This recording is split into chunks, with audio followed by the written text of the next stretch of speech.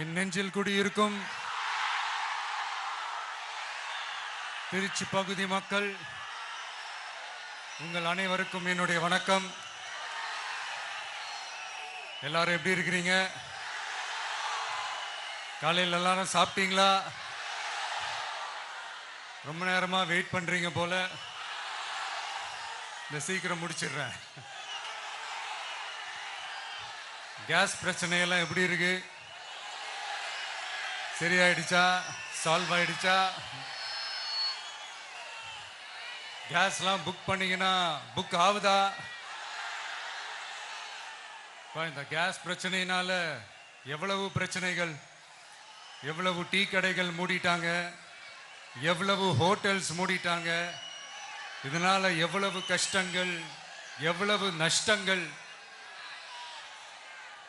அவங்களாச்சும் கொஞ்சம் உஷாரா இருந்திருந்தாங்கன்னா இந்த கேஸ் தட்டுப்பாடை கொஞ்சம் கண்ட்ரோல் பண்ணியிருக்கலாம்.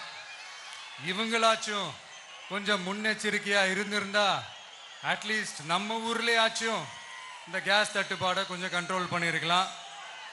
இவங்க 2 பேரும் தான் இதுக்கு காரணம். ஆனா நம்ம ஸ்டாலின் சாரை கேட்டீங்கன்னா நமக்கு அதுக்கும் சம்பந்தமே இல்லையே அப்படின்பாரு. ஆனா அவர் வீட்டில் ஏதாவது ஒரு ரைடுனா, அவர் வீட்டில் ஏதாவது ஒரு பிரச்சனைனா டெல்லிக்கு பறந்து போயிட்டு வருவாரு. இந்த கேஸ் சிலிண்டர் பிரச்சனைக்கு கொஞ்சம் டெல்லிக்கு பறந்து போயிட்டு வரலாம்ல, கொஞ்சம் பிரயோஜனமாச்சு இருக்கும்ல. கேஸ் சிலிண்டருக்கு மானியமா 100 ரூபாய் தருவேன்னு சொன்னீங்களே, என்ன ஆச்சு? கரும்புக்கு ஆதார விலையா 4000 ரூபாய் தருவேன்னு சொன்னீங்களே, என்ன ஆச்சு?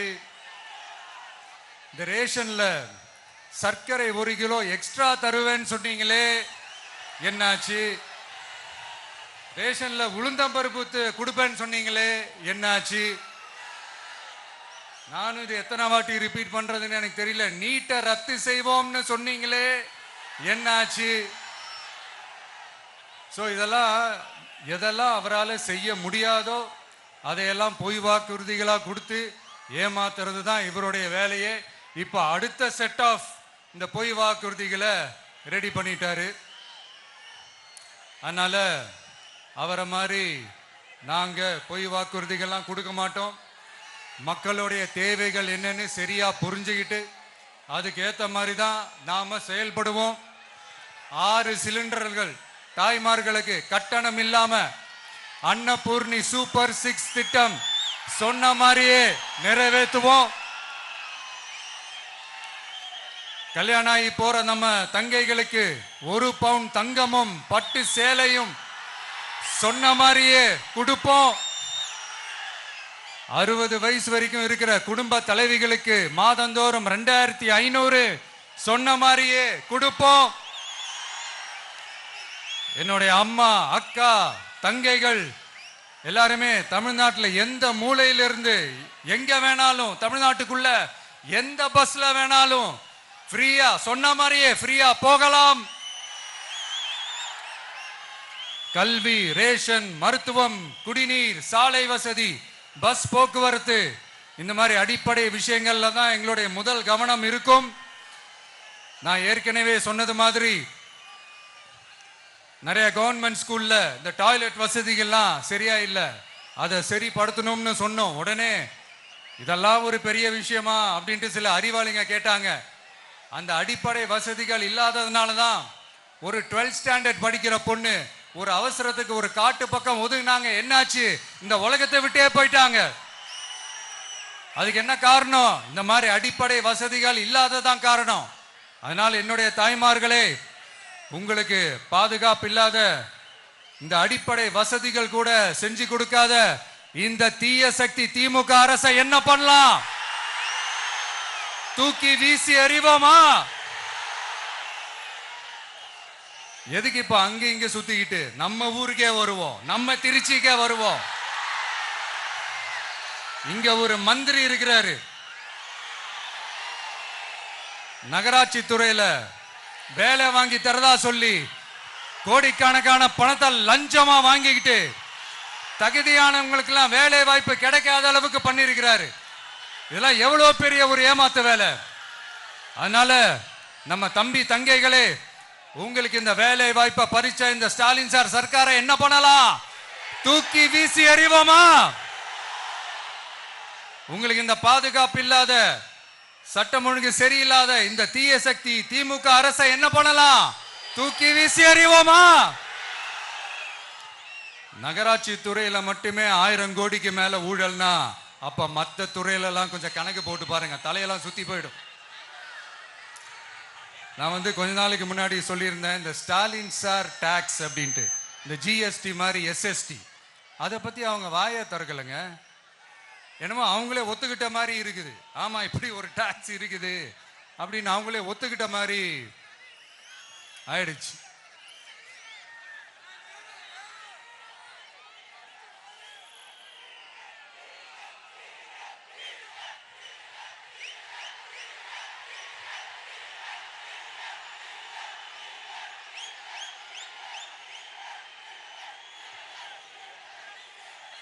இந்த கல்லூரி பேராசிரியர்கள், கல்லூரி உதவி பேராசிரியர்களுக்கு அந்த போஸ்டிங்க்கு 2000 பேருக்கு மேல அந்த வேலை கொடுப்போம்னு சொன்னாங்க. கடைசியில் எத்தனை பேருக்கு கொடுத்தாங்க தெரியுமா?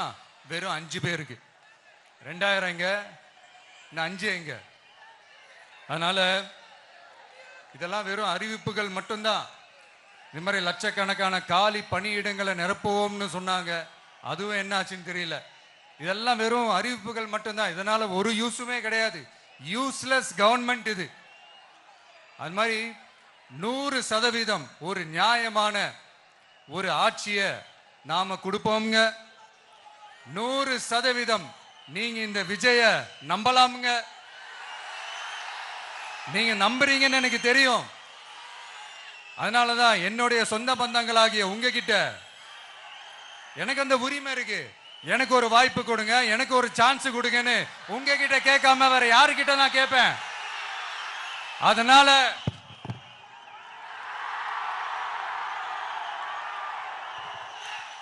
எனக்கு ஒரே ஒரு வாய்ப்பு கொடுங்க.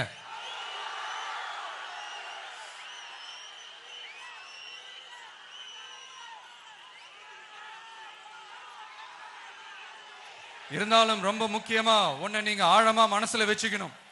இந்த எலெக்ஷன்ல திமுக ஏலத்தில் எடுத்திருக்கிற கல்லாப்பட்டி கூட்டணியோட சேர்ந்து, அப்புறம் நாம ஏற்கனவே சொன்னோமே அந்த மற்றும் பலர் கூட்டணின்னு ஒண்ணு இருக்குல்ல, அவங்களோடும் கள்ள கூட்டணி போட்டுக்கிட்டு எல்லாரும் முன்னா சேர்ந்துக்கிட்டு நம்மள உங்க விஜய எப்படியெல்லாம் எதிர்க்கிறாங்கன்னு நான் சொல்லிதான் உங்களுக்கு தெரியணும்னு அவசியம் இல்லை. இந்த கரூர் நிகழ்ச்சி சூழ்ச்சின்னு பலர் சொல்றது மாதிரி நம்ம கடைசி படமான ஜனநாயகன்,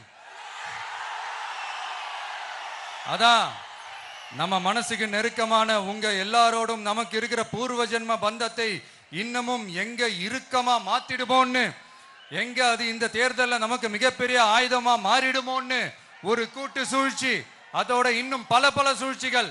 அதனால உங்க மகன், உங்க அண்ணன், உங்க தம்பி, உங்க விஜய் கேட்கிறேன், உங்களுக்காக நீதி கேட்க வந்த எனக்கும் சேர்த்துதான் நீதி வேண்டும். அவங்க கொள்ளையடிக்க இதுவரைக்கும் எப்படி உங்களை ஏமாத்திட்டு இருக்காங்க தெரியுமா? இந்த காங்கிரஸ்ல இருக்கிற சிலரை கையில பணப்பையில போட்டுக்கிட்டு சிறுபான்மை மக்களை ஏமாத்த ஒரு நேரடி பாதி கதர் கூட்டணி, அப்புறம் இந்த மற்றும் பலர் கூட்டணின்னு ஒண்ணு இருக்குல்ல, அதோட டெல்லி ஓனரோட ஒரு கொள்ளைப்புற கள்ள கூட்டணி, அதாவது பாதி காவி கூட்டணி. கொள்கைன்னு ஏமாத்துறாங்க.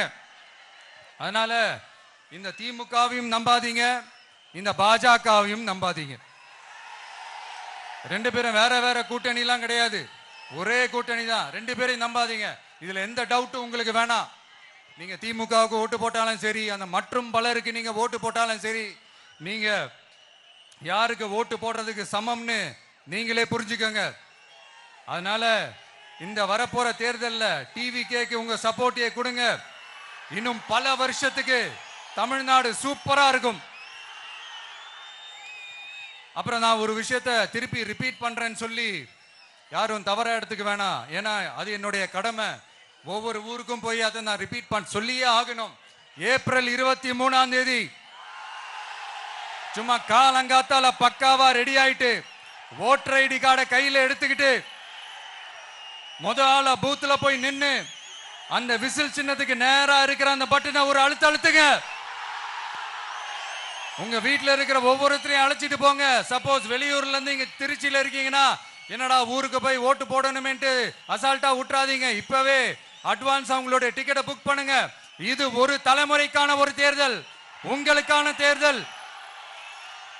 எவ்வளவு பெரிய வசதியான வாழ்க்கையா இருந்தாலும் எல்லாத்தையும் உதறி தள்ளிட்டு உங்களுக்காக மட்டுமே வந்திருக்கிறேன். உங்களுக்காக நன்றி கடன் செலுத்துறதுக்காக மட்டுமே வந்திருக்கிறேன். அத்தனை வழிகளையும் தாங்கிக்கிட்டு உங்களுக்காக மட்டுமே வந்திருக்கிறேன். ஒரு நாளும் பொய் சொல்லி உங்களை நான் ஏமாத்த மாட்டேன். இந்த 4 முனை போட்டி 40 முனை போட்டின்னு எத்தனை முனை போட்டின்னு வந்தாலும் இங்க 2 முனை போட்டி மட்டும்தான். ஒன்னு டிவிகே, இன்னொன்னு டிஎம்கே. மக்கள் விரோத ஆட்சி நடத்துற ஸ்டாலின் சார் வேணுமா, மக்களை நேசிக்கிற விஜய் வேணுமா? அவ்வளவுதான் இந்த தேர்தலே. அதனால உங்க விஜய்க்கு, உங்க அண்ணனுக்கு, உங்க தம்பிக்கு, உங்க பிள்ளைக்கு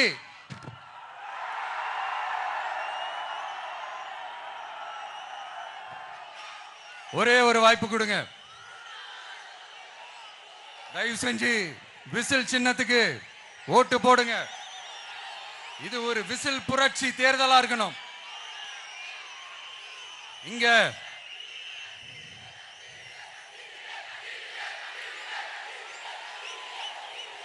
தேங்க்யூ. இங்க திருச்சி இந்த எல்லா தொகுதியிலும் நம்மளுடைய நண்பர்களை, நம்மளுடைய தோழர்களை வேட்பாளர்களா அன்னைக்கு அறிவிச்சேன், நான் நிப்பாட்டி இருக்கேன். அவங்க வேற, நான் வேறன்னு தயவு செஞ்சு பிரிச்சு பாத்துறாதீங்க. அவங்க எல்லாரையும் வெற்றி பெற செய்யணும்னு உங்க எல்லாரையும் தாழ்மையுடன் நான் கேட்டுக்கிறேன். நான் தன்னந்தனியாளு, நீ ஏளனமா பாரு. கொஞ்சம் நவுந்தனா இங்க 8 கோடி பேரு. மிரல போது ஸ்டேட்டு எங்க விசில் சத்தம் கேட்டு. நல்லவங்க வாழ நீ விசில் கடி ஓட்ட. கடைசி நம்பிக்கை மக்களை தேடி வருது. அதை இறுக்கி புடிச்சு ஒரு வரலாறு எழுது. உங்க விஜய் நான் வர. விசில் அடிக்க ரெடியா?